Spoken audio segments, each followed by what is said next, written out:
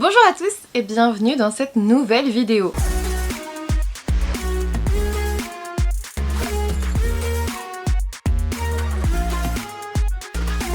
Aujourd'hui, il s'agit d'une vidéo un petit peu spéciale. Vous allez voir, j'ai eu plusieurs idées ou envies de vidéos, pas toujours des idées d'ailleurs, je les ai vues sur d'autres chaînes, mais parfois des envies de vidéos qui vont se suivre un petit peu là en novembre, peut-être pendant les vlogmas de décembre, on verra bien. Aujourd'hui, on va parler de ces sagas que j'ai commencées, mais que je ne finirai sûrement jamais. Voilà. Je me sens pas bien de dire ça, mais voilà. Je vais en fâcher certains, je vous le dis tout de suite, je vais briser des cœurs aujourd'hui. Je suis désolée si c'est votre saga préférée. Vraiment, j'ai choisi, je crois, des sagas qui ont eu la hype de fou pendant un temps. Et que j'ai commencé dans cette hype ou juste après, et pour lesquels j'ai pas forcément adhéré soit au premier, soit au deuxième tome. Et vous allez voir, je vais briser votre petit cœur, je suis désolée. N'hésitez pas d'ores et déjà à mettre en commentaire, on n'attend pas la fin cette fois-ci, à mettre en commentaire les sagas que vous aussi vous abandonnez alors que tout le monde les adore. Voilà. Brisez-nous le cœur à votre tour. Le premier, j'hésite encore un petit peu. Enfin voilà, mon choix est pas forcément arrêté. Je pense que le jamais, ne jamais les lire est un peu fort, mais je l'ai arrêté depuis tellement longtemps. J'ai adoré le premier tome, j'ai beaucoup moins aimé le second tome et du coup ça m'a coupé dans ma lancée et le troisième tome je l'ai même pas acheté pour être honnête avec vous. C'est une saga que tout le monde a aimé, presque je pense, tout le monde, presque, tout le monde. Il y en a eu des coffrets, les chroniques lunaires, oui je sais je commence fort, je sais, j'ai adoré Cinder, je pense que même si je le relisais aujourd'hui, Cinder passerait très bien, Scarlet par contre j'ai pas aimé du tout. Je me suis ennuyée, en fait je trouvais qu'il se passait pas grand chose, que c'était pas très intéressant, enfin bref, ça m'a pas plu Scarlett et du coup Cress, tout le monde me dit tu verras, il est génial et tout, mais tout le monde m'a survendu la saga Les Chroniques Lunaires et moi quand je suis arrivée dans le deuxième j'étais là, ok.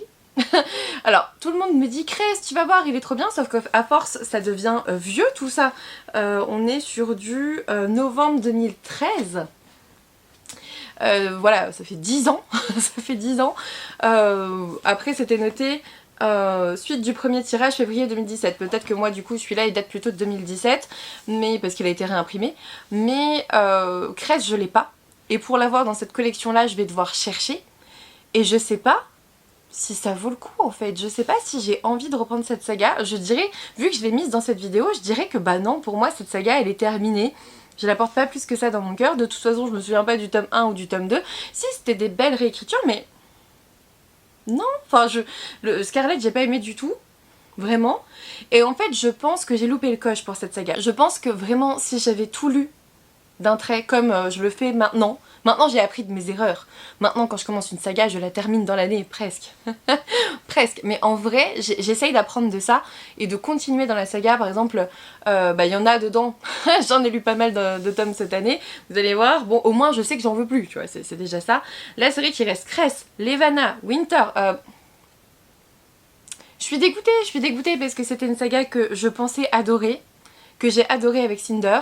Et puis Scarlett, non, ça l'a foutu par terre pour moi et depuis j'y arrive plus. Ah, c'est triste. Triste. Ensuite, alors là, celui-ci, c'est pas une surprise, je vous l'ai dit cette année, j'ai commencé La Guilde des Ombres, le tome 1 d'Anatrice. J'ai cordialement détesté, je n'ai pas aimé les personnages, j'ai pas aimé l'intrigue. En fait, l'univers me plaisait bien, l'intrigue était pas trop mal, mais vraiment le côté moral, immoral surtout des personnages, j'ai pas réussi en fait, c'est une gamine et on la sexualise directement. Je pense que c'est le genre de saga, soit ça passe et tu dis ok ça passe, soit t'es en mode nope, jamais. Et moi c'est un non jamais. Jamais, voilà. Je vais donner, j'ai les parties 1 et partie 2, je vais les donner à Audrey de Little Purple Books. Et je ne l'aurai plus chez moi et ça me rend bien. Voilà, je suis contente. Non, j'ai pas aimé. Et je suis désolée de briser le cœur de plusieurs personnes, comme par exemple Johanna de la Citadelle de mes lectures. J'en suis navrée si tu passes par ici, mais ouais, je pense que vraiment, c'est du tout ou rien avec ce genre de saga, donc voilà. Autre saga, j'ai le tome 2, je crois. Je pense que je le lirai jamais. Gardien des Cités Perdues de Shannon Messenger chez Lumen. Là aussi, une saga méga mise en avant. Et regardez, hein, franchement, c'était pas faute de pas avoir aimé. Hein. J'avais même les marque-pages que j'avais récupérés en salon. J'avais quoi? Ça, c'est quoi? Une petite nouvelle bonus. J'ai le tome 2. Enfin, vraiment, c'est pas faute de l'avoir aimé. Je l'ai même fait signer. Je l'ai fait signer. Je l'ai fait signer après l'avoir lu, je crois, il me semble. Enfin, vraiment, tout s'était bien passé. Et puis finalement, quand même, en lisant le tome 1, c'était pas non plus un coup de cœur. J'avais bien aimé, mais je trouvais que c'était pas non plus si original que ça, que c'était un peu trop jeunesse pour moi. Et du coup, je m'étais dit, ouais, bon, c'était pas mal, on verra dans le tome 2. Sauf que je n'ai jamais vu dans le tome 2. Le tome 2, je l'ai, c'est déjà bien. Et puis voilà, je sais plus si je l'ai fait signer en l'achetant ou après l'avoir lu. Franchement, les deux sont possibles parce que à ce moment-là, vraiment, j'aimais bien et j'étais plutôt partie pour continuer. Mais là, je suis partie pour ne pas continuer. En fait, je prendrai jamais le temps de continuer cette saga, c'est sûr. Donc, non. Voilà, adieu, Gardien des Cités. En vrai, je sais même pas si je vais me séparer des bouquins. Oh, regardez, il est tout passé. Je sais même pas si je vais me séparer des bouquins parce que... Je sais pas. Ah, ça c'est mon côté collectionneuse, ça c'est... tu sais que tu vas pas le lire, enfin tu l'as, tu sais que tu vas pas le lire, tu le gardes quand même au cas où, alors que bah non, ouais je pense que je vais m'en séparer. Ça va être dur. Ça va être dur. Celui-là il me brise mon cœur à moi de le mettre dans cette vidéo et en même temps je me dis si tu les as pas lus depuis... Attends celui-là, le premier était sorti quand 2014, donc le deuxième vers 2016-2017. Si je les ai pas lus depuis, qu'est-ce qui va me faire les sortir aujourd'hui en fait? Et en plus c'est des gros pavés. Je pense, là pour le coup, je vais vraiment sortir ma couronne de reine de la triche. Il est possible qu'un jour je les lise quand même. Mais là, aujourd'hui, maintenant, à cette heure-ci, je pense que je ne continuerai jamais la passe miroir. Ah, ça me déchire le cœur, vous savez pourquoi? Parce que c'est le livre qui m'a fait reprendre la lecture. Je le dis toujours, moi j'ai repris la lecture avec la passe miroir. C'est-à-dire que moi, quand j'ai découvert les réseaux, on commençait à parler de la passe miroir. Le premier tome était sorti, pas le reste. Et quand j'ai commencé à vraiment aller sur les réseaux, c'était au moment la passe miroir, Red Queen... insaisissable aussi par la suite, enfin bref, quand je suis arrivée sur les réseaux, pas quand je les ai découverts, mais en tout cas quand je suis arrivée dessus, je pense que c'est l'un des premiers livres que j'ai chroniqué. Et pour moi vraiment il a une valeur sentimentale incroyable, je l'ai lu 2 fois, mais je n'ai jamais lu les tomes suivants, c'est-à-dire que j'ai lu 2 fois le tome 1 qui est cher à mon cœur, pourtant je lui reconnais des défauts, mais vous voyez il y a des signets et tout, pourquoi je les mettais au-dessus d'ailleurs c'est un mystère, mais bon bref, vraiment... Je lui reconnais plein de défauts, de qualités, de tout ce que vous voulez et j'étais bien partie pour lire la suite, sauf qu'en fait je crois que je suis tombée dans ce piège à ce moment-là du j'ai tellement aimé et j'ai tellement adhéré et ça m'a tellement... Je sais pas, ça me tient tellement à cœur que la suite va forcément me décevoir si je la lis et actuellement je ne suis pas débloquée de ça.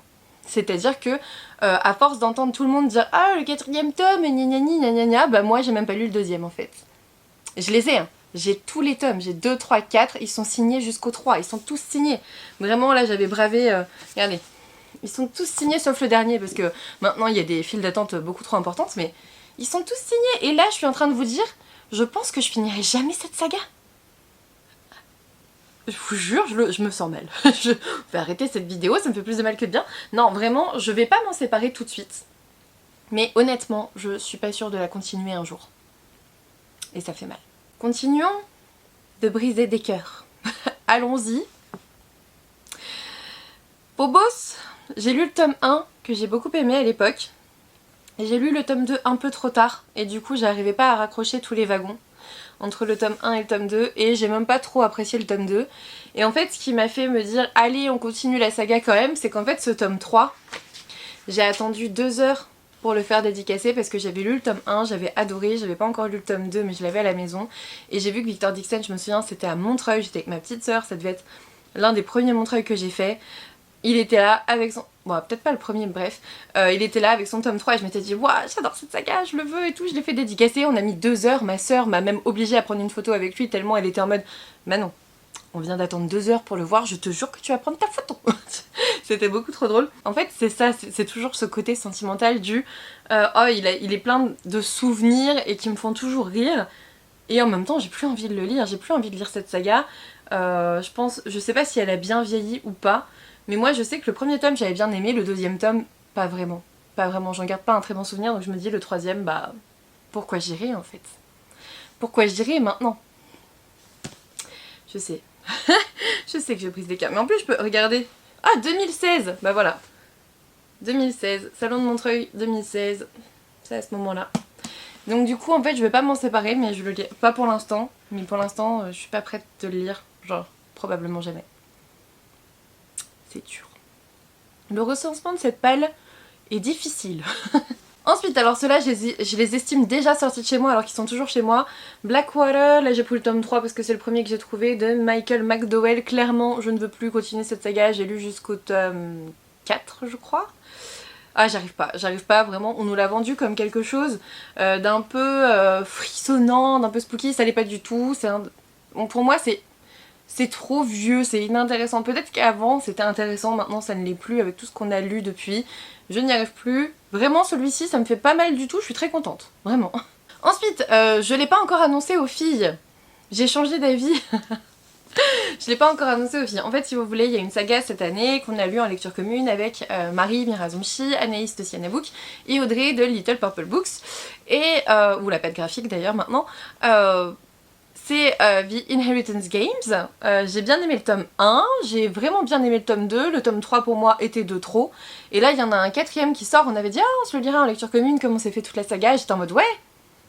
Et en fait, désolée les filles, vraiment je vous l'annonce ici, je vous le dirai peut-être en message privé avant de sortir cette vidéo, mais peut-être pas, peut-être que je vais oublier. Je veux pas lire le tome 4 en fait, je veux plus, ça m'intéresse plus, je veux plus, j'arrête la saga. Le tome 2 se suffisait à lui-même je pense. Le tome 4, j'ai plus envie. Et en même temps, je sais que, en fait, rien que l'idée de me dire « Ah oui, mais tu vas louper une lecture commune avec les copines », je me dis « Ah vas-y, je peux le lire ». Mais en fait, ça serait dommage parce que en vrai, la saga en elle-même, si j'étais toute seule à la lire, j'aurais peut-être même pas lu le tome 3. Sincèrement. Je pense vraiment que le tome 3, je l'aurais peut-être même pas lu. J'aurais lu le tome 1, tome 2. Et pour moi, vraiment, la fin se suffisait à elle-même. Pour moi, le tome 3, c'est du rajout. Franchement, ouais, du rajout inutile. Donc le tome 4 j'imagine même pas. Je pense déjà, vraiment les filles, et je leur parle directement finalement, que le tome 3 je l'ai lu déjà parce qu'on était ensemble, je vais éviter de faire la même avec le tome 4. Ensuite, celui-ci ça fait un moment que je me dis ah je finirai jamais la saga, il s'agit de Le Faiseur de Rêves de Laini Taylor chez Lumen. C'est un roman mais vraiment qui a eu une hype monstrueuse fut un temps. Moi j'étais dans la hype, hein. Vraiment j'avais adoré ce tome 1 et je n'ai jamais lu le tome 2 qui est La Muse des Cauchemars, il est là. Attends. Là je crois, par ici. Hop. La Muse des Cauchemars, je ne le lirai jamais, je l'ai. Mais en fait, moi ce que j'aimais bien... Oh, j'ai eu une épreuve non corrigée, je savais même pas. Le Faiseur de Rêves, j'avais adoré. Vraiment adoré. Vraiment. Mais pour moi, la fin va vers quelque chose qui ne me plaît pas. C'est-à-dire que j'aimais beaucoup l'histoire en elle-même du Faiseur de Rêves, sauf que la fin appelle un tome 2 qui va aller dans une action qui ne me plaît pas, je m'en souviens très bien. Enfin, je me souviens plus de tout, hein, franchement, je l'ai lu, attends, ils me l'ont envoyé quand? Parce que là, c'est des épreuves non corrigées, du coup, tu dois avoir la date quelque part. 2017. Je l'ai lu en 2017, clairement 6 ans après, non, j'ai pas envie de lire La Muse des Cauchemars. J'en avais déjà pas envie avant, en fait, donc c'est pour ça que je vous dis, ça fait un moment que je sais que je le lirai pas, parce que... la fin du Faiseur de Rêve, en fait, ne me plaisait pas. J'aimais pas vers quoi on allait. J'aimais beaucoup l'idée du Faiseur de Rêve et j'aimais beaucoup le personnage principal, mais j'aime pas vers quoi on va et du coup, non, je dirais pas la saga. Il est possible que je m'en débarrasse aussi. Ensuite, alors là, c'est assez particulier parce qu'en fait, j'ai pas lu les tomes dans le bon ordre. C'est-à-dire que j'ai été lectrice Charleston en 2018. J'ai lu La Sœur à la Perle, je crois. Moi, je crois que c'était celui-ci ou l'autre, j'ai oublié. Ou La Sœur... Si, je crois que c'est la sœur, peu importe, j'en ai lu un sans avoir lu ceux d'avant, que j'ai beaucoup aimé, vraiment, mais en fait le fait d'en avoir lu un en milieu de saga m'a coupé de fou, et je parle bien sûr de la saga Les 7 sœurs, donc là c'est le tome 1 que j'arrive pas à commencer, j'ai essayé même en audio, ça passe pas, j'ai pas réussi à continuer, pourtant j'aime beaucoup. C'est ça qui est con en fait, c'est j'aime beaucoup, j'ai beaucoup aimé un des tomes, mais le fait d'avoir lu un tome au milieu et de pas m'en souvenir d'ailleurs, me freine à fond dans cette saga. Et je pense qu'elle est tellement grande cette saga que je finirai par ne jamais la lire. C'est pas encore comme encore une fois, je peux tricher et la lire finalement dans 2 ans. Mais là aujourd'hui je me dis que vraiment je pense que je vais jamais la lire. Je vais jamais sauter le pas en fait, je pense. Je pense, et pourtant j'aime bien et je sais... Enfin j'en ai lu un qui m'a beaucoup plu. Mais ouais, peut-être que lire le numéro, je sais plus, 4 ou 5, je sais plus, bah ça m'a coupé le truc. Ou alors, tout simplement, j'ai pas envie d'y aller, j'en sais rien. J'en sais rien, mais il fait aussi partie de la liste. Et ensuite, celui-ci il me brise un petit peu le cœur aussi, c'est le dernier. C'est le dernier. J'ai lu le tome 1, ça a été un coup de cœur, j'ai adoré. Le tome 2, je l'ai lu trop longtemps après. Et du coup, franchement, je savais plus rien et j'y arrivais plus. J'ai pas aimé le tome 2, mais de 1, je l'ai lu en français alors que j'avais lu le tome 1 en anglais. Le tome 1 en anglais m'avait énormément plu. Le tome 2 en français m'a pas plu du tout. Et en même temps, je me souvenais plus de grand chose, donc c'était un peu difficile aussi, encore une fois, de raccrocher les wagons. Et du coup, bah, j'ai jamais continué. J'ai évoqué la possibilité cette année de faire une lecture commune sur cette saga pour dire la reprendre. Et en même temps, je vois que je la lance jamais cette lecture commune en fait, donc voilà, à l'occasion, là je suis en train de vous mentir et l'an prochain j'aurais lancé une lecture commune sur ça, mais là aujourd'hui je ne me vois pas continuer Un palais d'épines et de roses de Sarah J. Maas. Je pense qu'ils ont peut-être un peu trop vieilli, j'ai peut-être lu un peu trop d'autres choses. Ils sont sortis là aussi en 2017, vous voyez on est un petit peu dans la même période à chaque fois, hein, 2017 je commence à les virer. Il me faut quand même 6 ans pour me dire dans ma tête, oh finalement j'en veux peut-être plus. Vraiment le tome 1 ça avait été un coup de cœur, je me souviens de certaines scènes mais j'avais tellement aimé, c'était tellement chouette. Ah vraiment j'avais aimé, la fin j'avais adoré. Et le tome 2, bah là d'un coup je savais plus ce que j'avais aimé dans le tome 1. Vraiment j'aimais plus du tout. Je me souvenais plus de plein de choses, donc forcément c'était un peu compliqué pour moi. Et je m'étais dit, bah si un jour je les relis les uns à la suite des autres, peut-être que justement ça me plaira plus, sauf que j'ai jamais franchi le pas.